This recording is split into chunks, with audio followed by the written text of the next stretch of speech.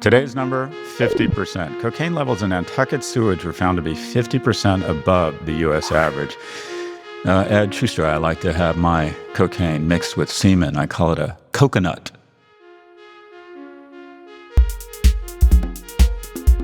Welcome to Prof G Markets.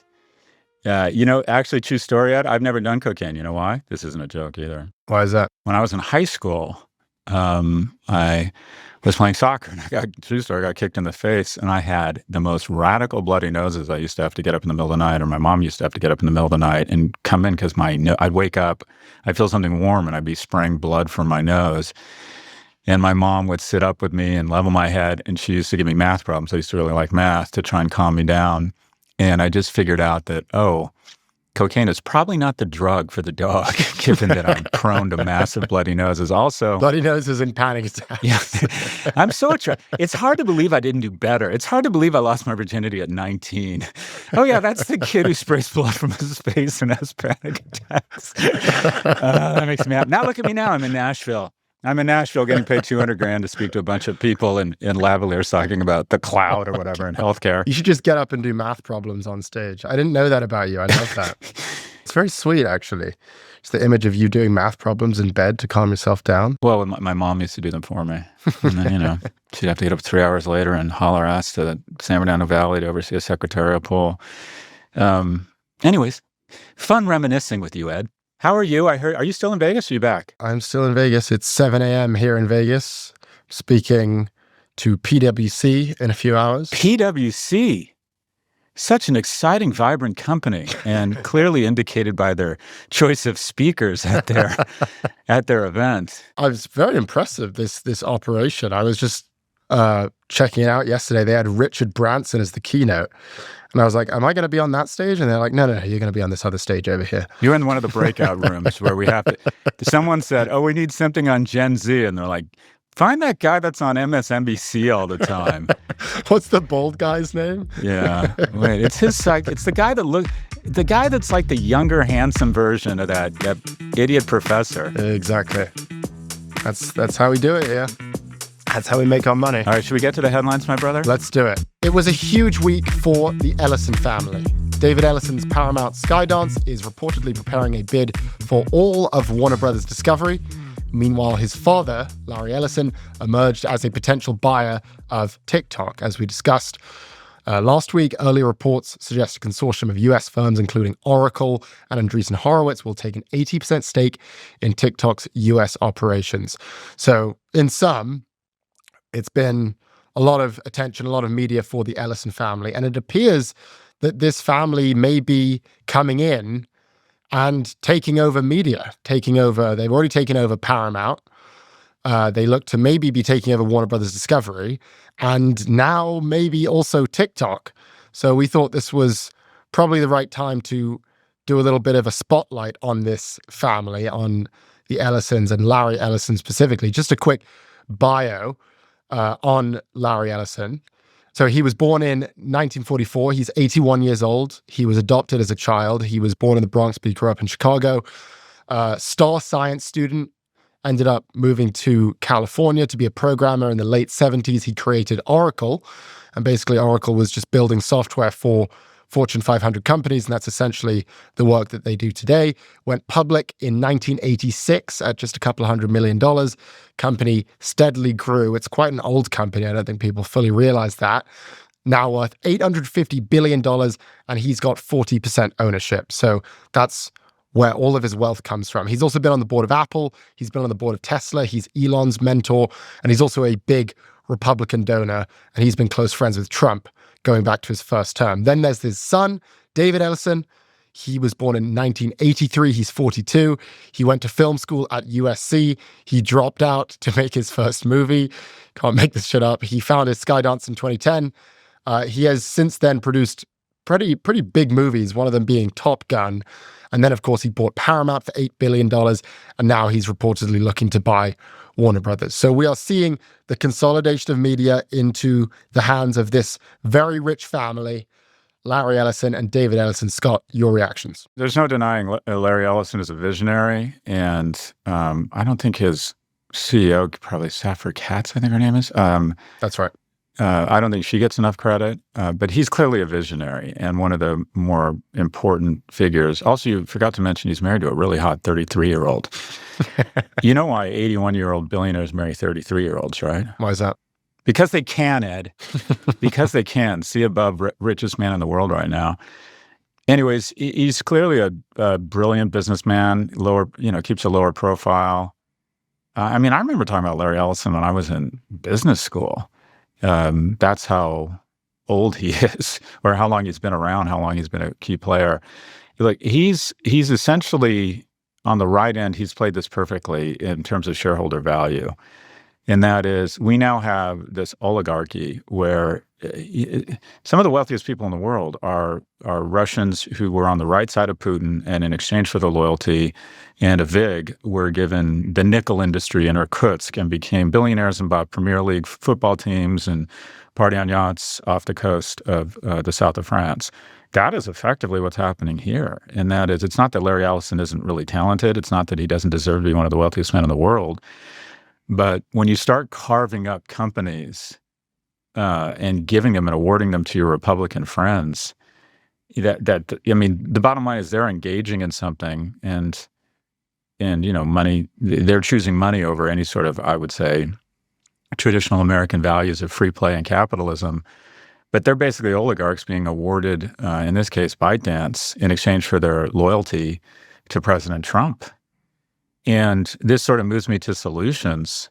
If I were the Democrats, I'd be drafting legislation right now that would not pass, that basically says, look, be clear, folks, if you are awarded companies without the democratic or capitalism process, I don't know what the laws are, if we get back in control back of the House and if we get control of the White House, we're going to take the company away from you. We're going to force you to sell it at what might be huge economic cost to you. So I'm sort of, with what happened with Kimmel, I'm sort of done with what I'll call the analysis. We know this is wrong. We know that you're not supposed to take companies and award them to your friends and then put members of the administration on the board. That's socialism meets cronyism. I'm now at the point where, okay, what can we do? And I don't know if it's trying to convince companies not to use Oracle for compute or be a client of theirs. I don't know what it is. This morning I spent 22 minutes trying to figure out how to cancel my Disney Plus subscription. It's not easy. It was pretty easy to sign up. It's not easy to cancel. What do you know? Did you get it done? Yeah, I think so. Anyways, I don't know where I am, Ed. Bring us back. What do you think? Well, I think it's concerning the amount of power and consolidation. I mean, we talk about this a lot on the show, the consolidation of power and wealth into the hands of a small few. But I think what we're seeing this year is that this is happening most acutely in media. And yes, media is just another industry, but media is massively influential in terms of the lives of everyday Americans. I mean, it's the media that really defines and sets the trajectory of the national conversation. And so, yeah, you can have some oligarchies emerging in smelting and in industrials, and that's sort of been around forever. But what we are now seeing is an oligarchy emerging in media. And it is political. And that is something that I think is worth talking about, or at least being concerned about. Just the stat here, in 1983, there were 50 companies that controlled 90% of American media. Today, it's about 6 companies. And now beyond that, you're having these companies that are being split up and sliced and diced into the hands of basically a handful of billionaire families. I mean, you got the Redstones, which own Paramount, but now that's gone to the Ellisons, so it's been consolidated even more. You got the Murdochs, who own Fox and News Corp. And of course, we just saw what happened with the fight over the trust, where basically Rupert gave all of the power to his son Lachlan because Lachlan was the only one whose opinions and political views aligned with his. The succession story literally played out. You've got Bezos, which, he owns the Washington Post. And then, of course, Amazon. Amazon's becoming a big player in entertainment, Amazon Prime Media. Sulzberger's owning the New York Times. Robert's family owning Comcast, or at least controlling all of the votes there. And now you've got the Ellisons, who will presumably control Paramount and Warner Brothers. So that means they're going to have CBS, CNN, TNT, TBS, HBO, HBO Max, Paramount Plus, etc., etc. I mean, this is basically all of Hollywood. And you've got this digital media thing going on, which is Google and Meta control basically half of the digital ad market, but the only company that's really on their tail is TikTok. And it appears that the Ellisons will have control over that too. We're not sure exactly how much control, but certainly a good amount. And that basically leaves you with two companies left over in the media ecosystem that aren't really controlled by a family of billionaires, and that is Disney and Netflix. That's basically it. And so I think the question that is worth asking is like, what does America look like in a world where the media is controlled by these billionaires and, let's face it, by their children? I mean, this is what we're seeing. It's sort of the rise of Nepo media. What does that look like? It looks like Russia with Chipotle and Disneyland. It's, I mean, we know the model here. I mean, you said a lot there. The consolidation of media, there's some nuance there. So the most dangerous thing about the consolidation of media has already happened, and that is the majority, 2/3 of Americans are now getting their news from social media, and 2/3 of social media outside of China is controlled by one company. Search, obviously, the fastest growing streaming platform is one company, or the largest streaming platform is one company that controls 90% of search. That's Alphabet. So the consolidation, or the fears around consolidation, I think it's more or less about political thought leadership than it is. I mean, you mentioned Ted Sarandos. He doesn't want to be in news because he doesn't want to step into this bullshit. So he just, he uses cheap capital to produce a ton of content, and everyone feels like they have to have Netflix. But the news guys, the consolidation and the damage in terms of higher prices, inflation, a lack of concern, they're not guilty. The CEOs of these companies aren't guilty of attacking democracy or disabling free speech or creating incendiary content that results in rage and a disaffected youth. They're guilty of malice by omission, and that is they just want to ignore it because they know that rage creates more clicks and more shareholder value. The consolidation, the only thing that's sort of, I don't want to say encouraging or not as bad, is the consolidation of traditional media. It's the consolidation and concentration of power of companies that are becoming increasingly irrelevant. And I was even thinking about Jimmy Kimmel being kicked off. Quite frankly, all these traditional media being co-opted and losing relevance is good for new media. So everyone from Puck and Axios and the Free Press and us and are benefiting from this because increasingly people are turning to what I'd call more fearless real-time media, because there's a chill now across all of traditional media. When I was on, as I said, when I was on MSNBC and said we elected an insurrectionist and a rapist, Mika on the most progressive network on TV, MSNBC, stopped the show and said, you used a term there, he was found guilty of sexual abuse, which the judge went on to say is rape. And so these guys are scared. And as a result, consumers are going to increasingly continue. It's only going to accelerate the decline of traditional media. The other impact here, I don't wish for this to happen, but I generally find the people who work in Hollywood to find themselves really fucking precious. And that if SpongeBob SquarePants needs 3 writers instead of 14, they find that, a cultural crime. I think Hollywood is absolutely about to get worse in terms of employment. And so there's two things. There's free speech and there's employment. The free speech argument is a more important one. But in terms of the real impact, I think, or one of the real impacts of Ellison's control of media is that I went to see the Fantastic Four with my son, my 15-year-old, and I just couldn't get over how long the credits went on for. And Mia did some great research. More than 3,200 people helped make the Fantastic Four, which has made just over $500 million at the box office. That adds out, that works out to about $150,000 in revenue per employee, which isn't great. Lyft made $5.8 billion last year with 2,900 employees. Palantir made $2.9 billion last year with 3,900 employees. So I think what's going to happen, the consolidation will not only result in cost cutting and a concentration of power, unfortunately, that leans more right because of the FCC and this authoritarian chill, but also I think you're going to see just an unbelievable adoption of AI and job destruction. Because I went through each of these categories and thought, okay, they're not going to need 24 costume designers in Sweden. They'll find a way to create an agentic layer between fabricators in China and AI-enabled costume designers, and only 3, not 22 people. And the Ellisons are going to go line by line and using the incredible compute and relationships and insight of AI, and they're just going to clean out costs, quote unquote. They'll call it efficiencies. Because here's the thing about Iger and Zaslav, they have come of age into their 70s by being really good to talent and really thoughtful and not wanting to piss off the actors' unions. Essentially, Iger was sort of Neville Chamberlain and this very charming guy in a cashmere sweater trying to appease everybody. David Ellison is Honey Badger. Honey Badger don't give a shit. They're going to try, I would bet within 12 to 24 months, they're going to try and create the equivalent of movies like The Fantastic Four for 20 million, not 200 million, using technology and AI.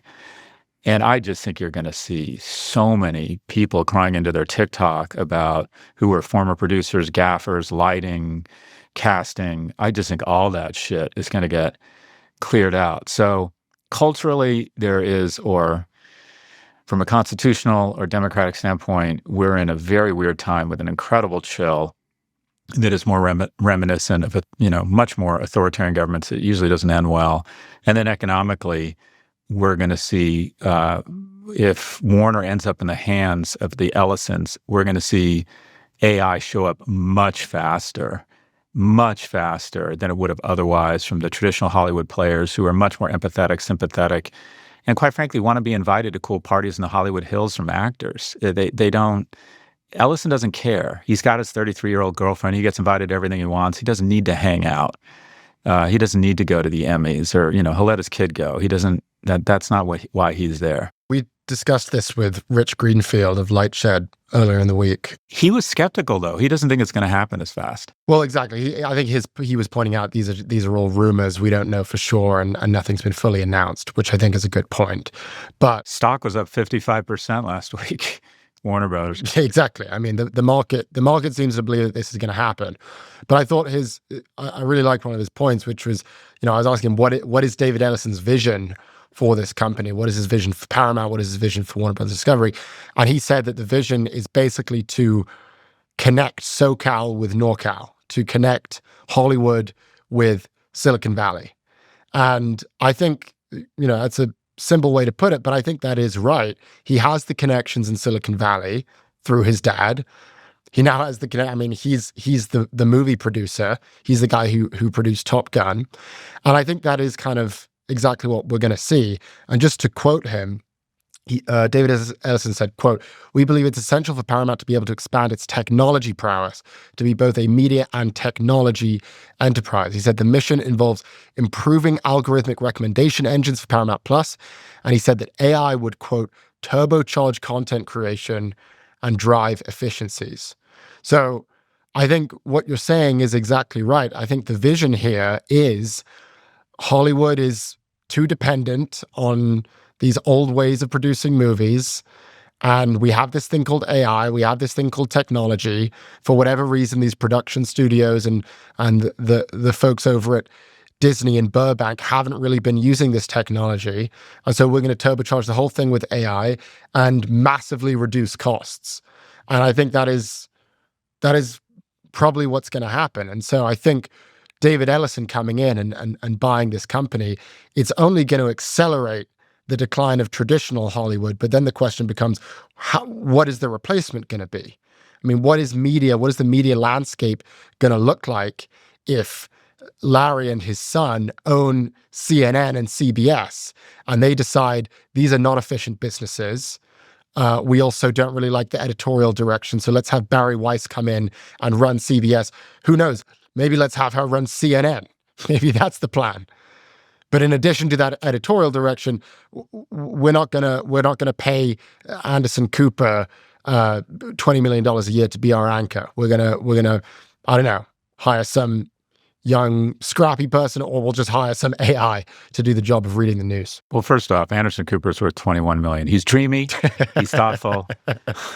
I love Anderson Cooper. Anyways, me too. A couple things. One, so first off, we want to bring the best of Silicon Valley with Los Angeles. Like, we want to combine Northern and Southern California. You know who said the exact same thing when describing her vision for this nascent company? Meg Whitman said it about, is a trivia question. Meg Whitman said the exact same thing about another company. Do you know what that company was? Is it Quibi? Quibi. We want to bring together the best of San Francisco and Los Angeles. And I remember thinking, what is that? In-N-Out burger on a sourdough bun? What does that mean? Like, I just thought that was meaningless. What he's saying there is the following, and this is what's going to happen. They're going to use AI to start producing the Fantastic Four with 300 people instead of 3,000. It's just where it's headed. And the drag in that, the thing that slowed that down, is a group of executives making decisions that are used to making films only and are really scared of SAG-AFTRA and the WGA and want to maintain good relationships with them because they know these people. And, this is how they grew up. They grew up in this ecosystem of talent. And so you have a concentration. There's the meaningful and there's the profound. The meaningful is a lot of good people, very talented people, are going to have to find new ways to make livings. The profound here is that what you just said, and that is CNN basically turns into, at any point, the Trump administration can call Larry and say, I really don't like what you used Anderson Cooper. I really don't like that Dana Bash. She's too fact-driven and unafraid and calling bullshit on us. Like, she's a danger to our democracy. And then all of a sudden, Dana gets the message, hey, we need you to tone it down, or isn't it time for you to, and she's a fantastic journalist, and I think has been really brave on this stuff. So the bottom line is, they say democracy dies in the dark, which is a great tagline from the Post. It doesn't. It's dying in the full light of day. So I think the good news is, I don't think, as long as there's the internet, there's going to be people who pop up and build good businesses saying it how it is. All it's probably going to do is just expedite CNN. It's not going to be good for CNN to all of a sudden be like hamstrung and start checking all their shit to make sure that it runs through the Ellison Trump filter. That was what was so remarkable about what happened with Jimmy Kimmel, is Jimmy Kimmel gets fired and then everyone's sort of asking questions, why did this happen? And basically within a few hours, the whole internet came to the realization that this all has to do with the coming acquisition of Tegna by Nexstar. I mean, the journalism of the people just sort of came together in basically a few hours, and everyone said, hey, follow the money. Why are they doing this? They're trying to acquire this company, Tegna, for more than $6 billion. They need to get the approval from government. They need to get the approval from the FCC. And so why did they do this? Because the FCC told them that we don't really like bad comments or negative comments or comments that run contrary to the president. We don't like what Jimmy Kimmel said about Charlie Kirk. And so they said, okay, let's fire Jimmy Kimmel. Let's get rid of that show. And maybe this will greenlight our acquisition. That's exactly what happened, Ed. I mean, that's not... by the way, we saw this exact same thing play out with Paramount and Skydance. But the idea that, as you say, that's the kind of thing that would have taken like days, maybe weeks of investigative journalism, maybe 20, 30 years ago. But what was so incredible is, we hear the news about Jimmy Kimmel at whatever, 5 p.m. And then maybe 3 hours in, everyone says, hey, look why this is happening. And you see it all over your social media. So you can try to suppress what people think, and you can try to suppress this knowledge. But I agree with your point. So long as the internet exists, it's all going to be in the light of day. We're going to know why all of this is happening. This is a market show, so we should temper our political views. So let's talk about my political views. I'm really fucking jet lagged. I'm in Nashville on London time, so I was up at 4 a.m. like doing research on what to do about. I'm kind of sick of Democrats all clutching their pearls and bringing on constitutional experts and free speech experts to basically all come to the same conclusion that this is wrong. Yeah, thank you, Captain Fucking Obvious. We know this is wrong. The question now is, what do we do about it? And the relationship to markets is the following. I think the only thing, there was a number yesterday in your markets episode. that was really fascinated me with your host, Mark Zandi, who, by the way, I think is fantastic. I think he's such a huge asset for us, and he's going to get me my third fucking Ferrari. So thank you, Mark. But he said something that totally struck me. The 10 wealthiest percent of households are now responsible for 50% of consumer spending. That means the bottom 90 aren't doing very well, and it means that we have become like a third world nation where basically it's rich people have all the money.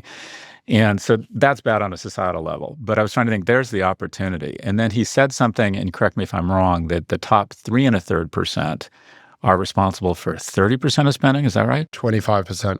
Yeah, 3.3% are responsible for a quarter of all consumer spending in America. I'm trying to move to action to try and figure out, okay, everyone's kind of figured out, and we'll spend 7 or 14 days trying to like confirm our beliefs with experts and Democrats and outrage statements from, Senators Warren and Sanders, et cetera. Okay, let's skip to the what the fuck do we do part of this.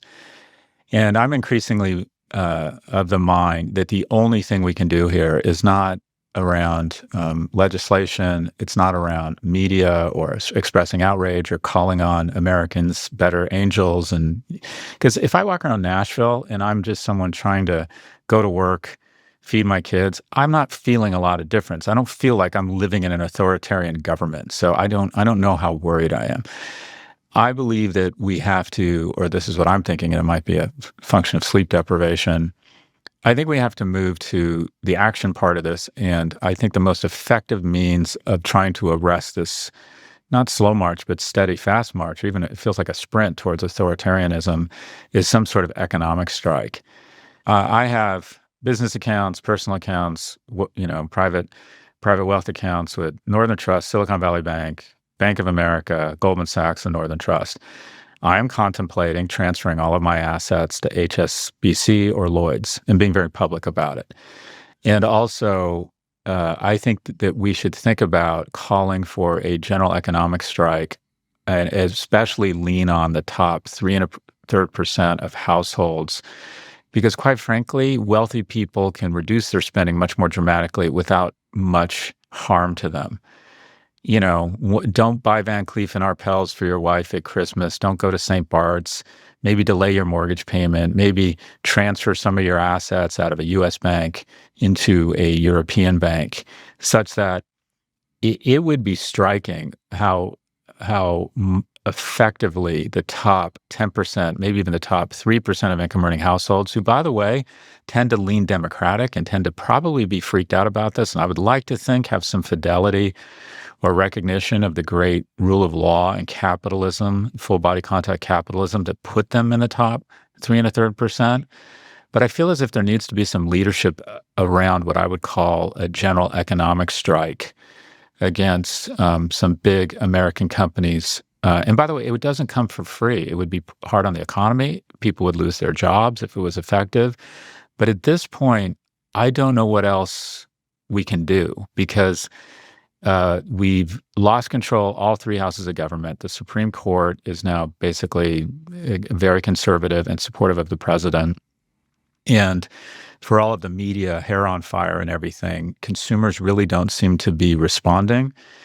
So I'm now of the mind, okay, one, the Democrats should shut down the government. We no longer have a government that's upholding the rule of law or the will of the majority of the people of our nation. So just shut it down. We should stop financing it. And two, I think we need to be thoughtful about how the wealthiest Americans can raise their hand in an economic way and say, this is bullshit, and we are going to find some soft tissue here and press on it. Your thoughts? I think that's the only way you make change, really. And I think the best example is Tesla. I mean, it wasn't screaming about how Elon is a Nazi that got him out of the White House. It was that people stopped buying Teslas and they had to get back to work. That's the reason he left, really, I think. I mean, of course, they had the tussle with Donald Trump, but I think mostly what happened is he realized that Tesla sales were declining, 20%? Just because of what he had said politically. I mean, it's a great way to enact change is to boycott. So I think you're on the right track if you want to enact change. I don't know about completely bailing on America. I mean, I don't know what moving your assets to HSBC or Lloyd's would actually do, but I take your point. And I do think it is probably the best way to affect change if you want to do that, especially if you have money. But we have another story to get into here. So can I move us along here? Right, hold on. I'm a little tired. Let me just do a little rail of the magic powder here. A little of the devil's dandruff. His nose is bleeding. A little of the devil's dandruff. Oh, God. Okay. Sorry, go ahead. We'll be right back after the break. And for even more Prof G Markets content, sign up for our newsletter at profgmarkets.com/subscribe. Support for the show comes from Framer. On the one hand, you shouldn't judge a book by its cover. On the other hand, we all know what it's like to stumble on a janky website and assume that the operation behind it is janky as well. Bottom line, if you run a business, you need a website. And if you need a website, you need Framer. Framer is the design first no-code website that lets anyone ship a production-ready site in minutes. That means that you have the freedom to build a website that is professional, polished, and uniquely yours. No code and no compromises. Built-in AI will handle the heavy lifting by generating starter layouts and the coding behind the scenes. You'll be able to A/B test your design, set up funnels, and see exactly where people click, all from one place. And once you're ready to publish, Framer handles hosting, blazing fast load times, and SEO while you sit back, put your feet up, and do literally anything else with your time. Ready to build a site that looks hand-coded without hiring a developer? Launch your site for free at Framer.com and use code MARKETS to get your first month of pro on the house. That's Framer.com, promo code MARKETS. Framer.com, promo code MARKETS. Rules and restrictions may apply. Support for the show comes from Mercury, the banking product that helps entrepreneurs do more with their money. For entrepreneurs, your banking transaction history is like a scrapbook of important moments in your startup's history. That deposit isn't just a deposit, it's the first batch of seed capital. That wire transfer is more than a wire transfer, it's payroll for your very first employees. Mercury is the banking product made by entrepreneurs for entrepreneurs. It's meticulously designed to make managing your business money effortlessly simple with banking, cards, spend management, invoicing, and more all in one place. You may remember I even spoke to a few of my friends who are entrepreneurs about their experience. I haven't used the product myself, but from what I understand, if you're building a tech company, Mercury is the go-to platform. My friends who are building tech companies absolutely love Mercury. Ready to see what powerful banking can do for your business? Visit mercury.com to apply in minutes. Mercury is a financial technology company, not a bank. Banking services provided through Choice Financial Group, Column NA, and Evolve Bank and Trust. Members FDIC. We're back with Prof G Markets. New data from OpenAI and Anthropic is shedding light on how people around the world are actually using large language models, and the differences are striking. Anthropic's Claude is primarily used for computer and mathematical tasks, such as coding support. In contrast, OpenAI's models are more frequently used as an alternative to search engines, as well as for educational support and writing assistance. So essentially what we have here, I mean, we knew AI was a big deal, and we knew that everyone was using ChatGPT and everyone was using Claude, which is Anthropic's large language model. And we, a lot of money has gone into these companies. Everyone's been very excited. But this is essentially the first time where we're finally seeing what are people actually using this stuff for? Why do people like ChatGPT? What is the use case? And I think the most interesting learning here is the fact that people are using ChatGPT barely to do their work. I mean, in 2022, around half of the prompts for ChatGPT were work-related. It's down to 25%. The biggest use case, based on this study, is practical guidance. That makes up 28% of all ChatGPT prompts. So, asking for advice on what should my workout be today? I have these ingredients. What should I cook up tonight? I need some help on my homework. Just everyday advice. That is the main use case for ChatGPT. And then on the other side of the spectrum, you've got Claude, which is mostly being used for work. This is the key stat here. 36% of Claude prompts are related to coding. And you compare that to ChatGPT, which is at 4%. Meanwhile, 7% of prompts are science-based, which basically means that 45% of the prompts that are going into Claude are for computer science and mathematical work. That is a huge contrast to ChatGPT. So a lot of different implications there, but let's just start off with your reaction, Scott, to this new data. Super interesting that essentially, to distill down, it sounds like ChatGPT is kind of B2C and Anthropic is carving out a spot as B2B. And I think that's a really interesting insight. The other thing that's interesting, me pulled together some data because I know all these presentations or talks I do, I talk a lot about AI.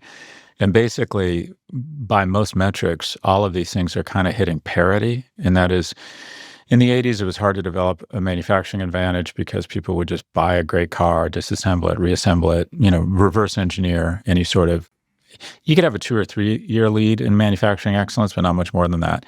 I feel like in AI, there's a 2 to 3 minute lead because AI crawls other AIs, reverse engineers what they're doing. It just feels like it's going to be very hard to maintain any sort of technical advantage. And we see that, and that is they all seem to be converging. They all are sort of basically being trained on the same data, and they're all using NVIDIA. So the front end is getting increasingly hard to differentiate other than kind of positioning and what it's used for and going deeper around certain use cases. What I tell people, about, okay, how to use AI or get good at it, I like the second screen advice. I always have a second screen now. I'm in Nashville and I have ChatGPT up on my phone. And I try to force myself to just use ChatGPT and Claude as often as possible to start thinking about how I use it. What I have found, and this is pulse marketing, and it's anecdotal, but it's still evidence. I use ChatGPT for general queries and around data. And I also like ChatGPT a little bit more because I ask things like, how could I have the biggest effect on sending a message economically? And Claude always says, it gives me a bunch of bullshit like you should be thoughtful about it. And it's like, fuck you, just give me the answer. I don't need a lecture. And what's funny is that I've also said that these guys need to put in safety controls, and when they do put in safety controls, I get angry. But ChatGPT is less politically correct, which I like. I use ChatGPT for my general queries. I use Anthropic or Claude for editing. I find when I do my No Mercy, No Malice newsletter, and I'll go to it, I don't use it for ideas. I occasionally use ChatGPT to get some data. But what I use Claude for is I like to keep these things, the newsletter, each Friday to 1,500 words. And I always end up with 23 or 2,500 words because just as I'm fond of hearing my own voice, I'm fond of reading my own words, and I keep writing.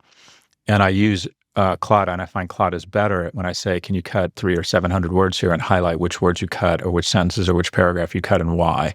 And it'll come back and it's really outstanding. It says, this paragraph is somewhat repetitive, or it'll say, and it even uses my name, like it knows me, it'll say, Scott, this paragraph is sort of off topic, right? So I find, and again, people will find their own differences, but I think to not have both up and use both and compare them is not only not going to make your work better, you run more risk. Because what I find on a regular basis is this shit starts to hallucinate. And it sometimes will just come back, one or both of them, with like crazy answers that are just flat out wrong. So anyways, I use both, but like everyone, I'm finding there's a difference between the two, but increasingly similar. And what I still hold on to what Robert Armstrong said, and he was on this morning's Markets, that I wonder if this is one of those technologies where the big winners are all of us, that it's going to be hard for any of these guys to maintain any sort of lead, which will drive down prices. And similar to PCs and airlines and vaccines, the stakeholders that capture all the value are the consumers, and no one company is able to ring fence and have a tremendous amount of shareholder value. On that point about B2B versus B2C, that is exactly what we're seeing. In fact, consumer subscriptions are now making up 3/4 of OpenAI's revenue. Enterprise contracts make up the rest, make up 25%. And then for Anthropic, it's flipped. Consumer subscriptions make up 15% of their revenue. Enterprise subscriptions make up 85%. And I think this is sort of a general business question that I find very interesting, which is it better to go for the consumer or is it better to go for the enterprise? And my view on this has traditionally been, and in fact, one of my predictions from a couple of years ago is that we would see ChatGPT kind of decline in relevance because I expected that OpenAI was going to invest heavily into the API, heavily into the enterprise business, and then just sort of let ChatGPT kind of continue existing. I was completely wrong. They've gone the opposite direction, massively investing in consumer, massively doubling down on the consumer, and they are presumably losing some enterprise business to companies like Anthropic. And that's why Anthropic's been on such a tear recently. And it does bring up this question, is like, what is the better strategy? If this is, if we're looking at the commoditization of AI, and you can choose to go for big business contracts, or you can try to get as many individual users as possible, what is better? What is a better business in your view? Well, I have a bias here because I've always started B2B businesses.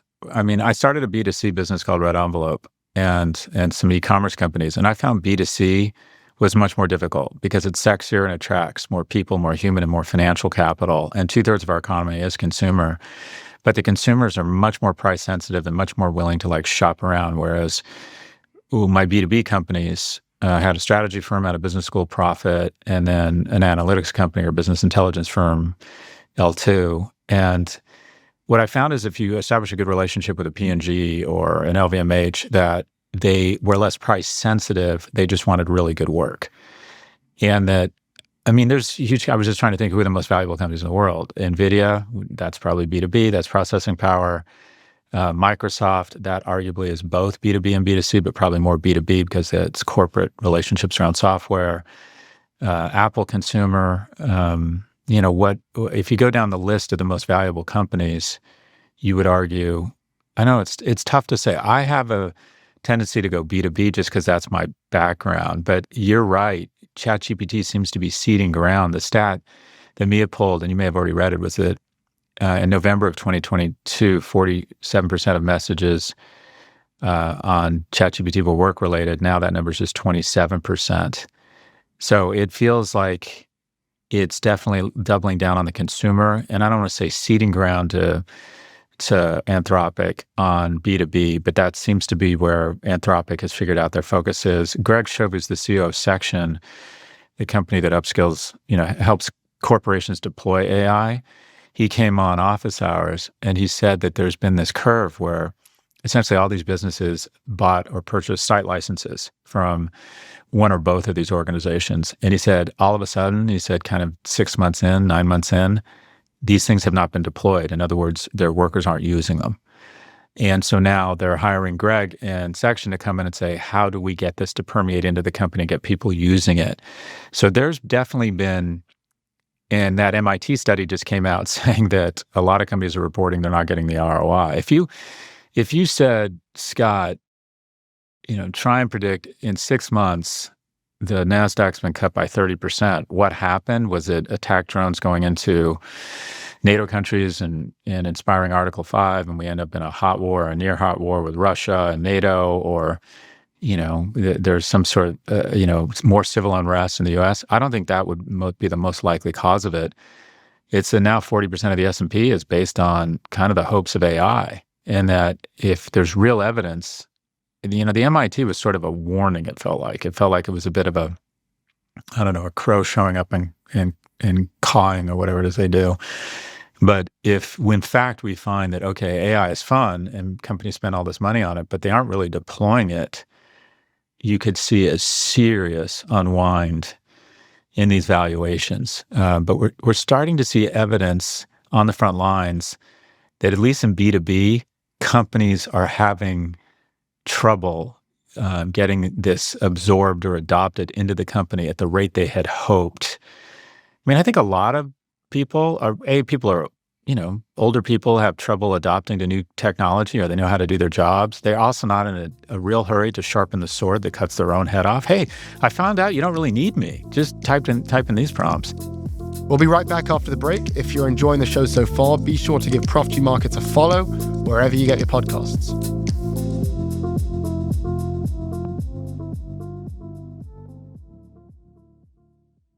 Support for the show comes from Public.com. You might already use AI tools to refine your emails and streamline your workflow, so why not see if it can optimize your investing as well? For that, you can check out Public.com. Public.com is the investing platform that takes your money as seriously as you do. With Public, you can build a multi-asset portfolio of stocks, bonds, options, and more. You can also access industry-leading yields, including the 4.1% APY you can earn on your cash with no fees or minimums. But what sets Public apart? AI isn't just a feature, it's woven into the entire experience. From portfolio insights to earnings call recaps, Public gives you smarter context at every touch point. And the best part? You can earn up to $10,000 when you transfer your existing portfolio over to Public. Go to public.com/Prof G to fund your account in 5 minutes. That's public.com/Prof G. Paid for by Public Investing. All investing involves the risk of loss, including loss of principal. Brokerage services for U.S.-listed registered securities, options, and bonds, and a self-directed account are offered by Public Investing, Inc., member FINRA, and SIPC. Complete disclosures available at public.com/disclosures. Support for the show comes from Workday, the to-do list of a small business leader. Close the books, get your people paid, and bring on new hires. Look, running a small or mid-sized business can be exciting, but it can also be chaotic. That's where Workday comes in. Workday Go makes simplifying your business a whole lot simpler.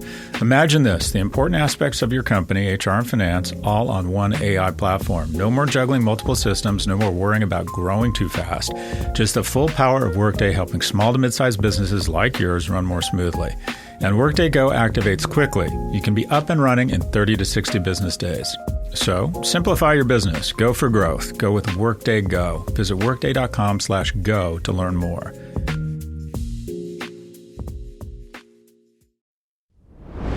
We're back with Prof G Markets. Just to Tybo on the enterprise point, I think to your point, there is more revenue in consumer, but there is so much more margin in enterprise.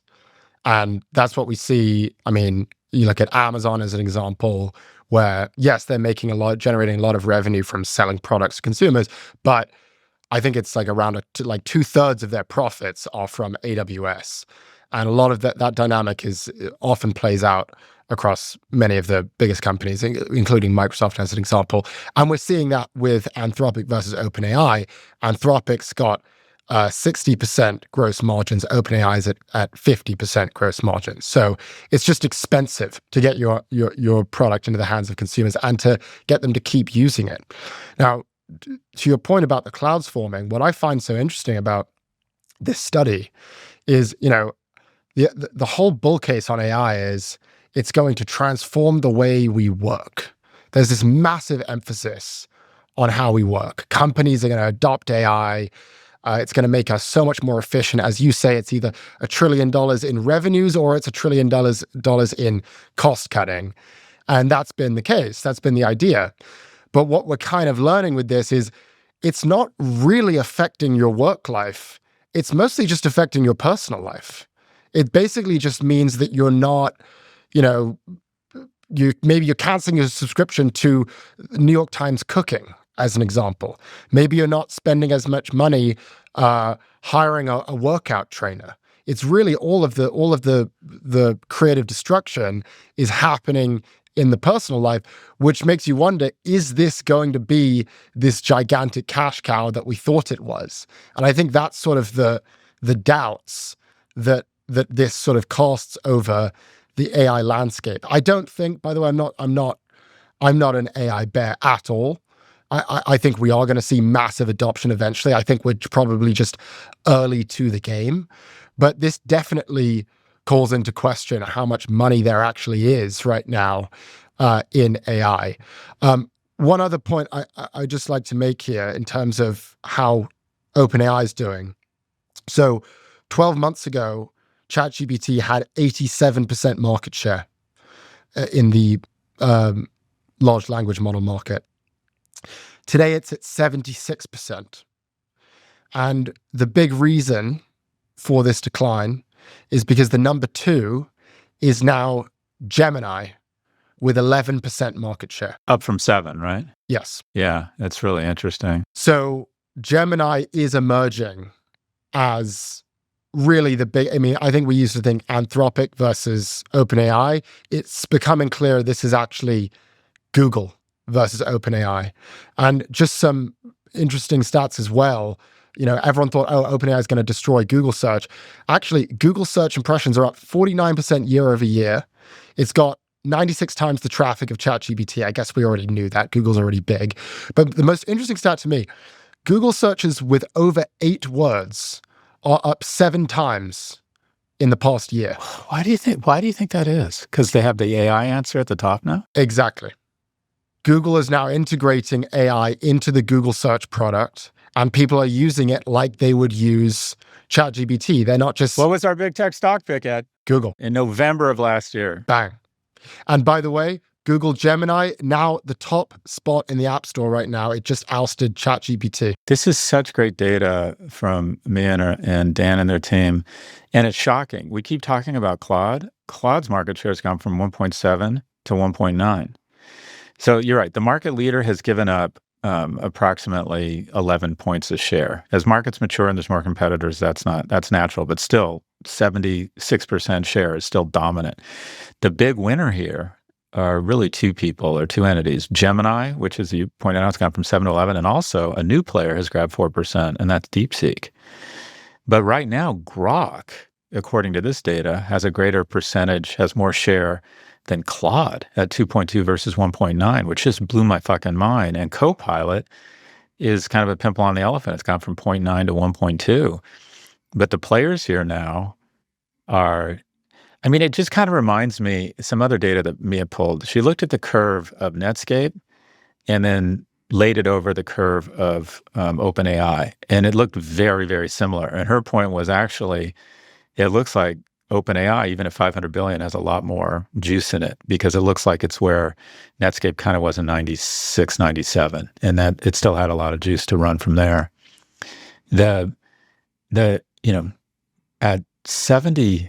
what is it now? 76.5% at a $500 billion valuation. I mean, the question is this similar? I mean, the curve is the following. These guys go way up, new technology, there's a ton of excitement, they get out over their skis, and then wham, there's a huge correction, and then these companies come back. We haven't had the huge correction part. And in 1997, the economists called the dot-com bubble bursting, but they called it in 97, and there was another like 60% of gains until 99 before the market crashed. But these share gains, I would say the real difference in the last year is Gemini, and I wonder if the analogy here is Internet Explorer. Everyone said Netscape was a better product. It was the first. It was out there. And then Bill Gates and Ballmer said, we're going to use our custody of the consumer and our interface and our custody and relationships with corporations to basically say, hey, we're going to bundle in Internet Explorer for free. And by the way, if you keep using Netscape, we don't like you and we're going to punish you and we're going to withhold contracts or not give you Microsoft Word or whatever. And before you knew it, Internet Explorer was what everybody was using. So I wonder if that's the same thing here. Again, I think Gemini, I think Alphabet is the way I would describe it from media terms is the Empire Strikes Back. 100%. And if we look at we've seen this huge run up in Google, up around 30% year to date. I mean, we were bang on the money here, but still 8 times sales, or 8 times expected sales. And then you compare it with OpenAI at 38 times and Anthropic at 37 times.